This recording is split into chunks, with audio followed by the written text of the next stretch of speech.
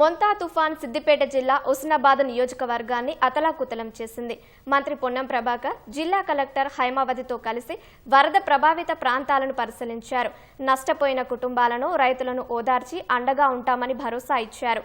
నియోజకవర్గంలోని హుస్నాబాద్, భీమదేవరపల్లి, సైదాపూర్, చిగురుమామిడి, అక్కనపేట మండలాల్లో తుపాను ప్రభావంతో తీవ్ర నష్టం వాటిల్లింది. తుపాను ప్రభావంతో వరదల్లో కొట్టుకుపోయిన దంపతులతో సహా 4 మృత్యువాత పడ్డారు. పలుచోట్ల రోడ్లు ధ్వంసమయ్యాయి. రైతుల పరిస్థితి దయనీయంగా మారింది.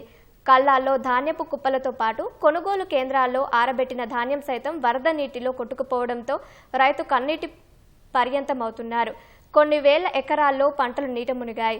ముఖ్యమంత్రి రేవంత్ రెడ్డి ఏరియల్ సర్వే చేపట్టనున్న నేపథ్యంలో హుస్నాబాద్ నియోజకవర్గంలో జరిగిన నష్టాన్ని గుర్తించి నష్ట నివారణ చర్యలకు నిధులు కేటాయించాలని బాధితులు కోరుతున్నారు.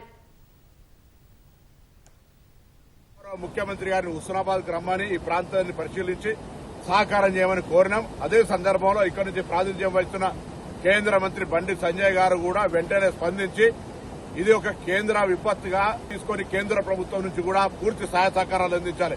ఈ సమయంలో రాజకీయాలు కాదు, రాష్ట్ర ప్రభుత్వం నుంచి అన్ని రకాల సహకారం చేయడానికి గౌరవ ముఖ్యమంత్రి గారు సిద్ధంగా ఉన్నారు.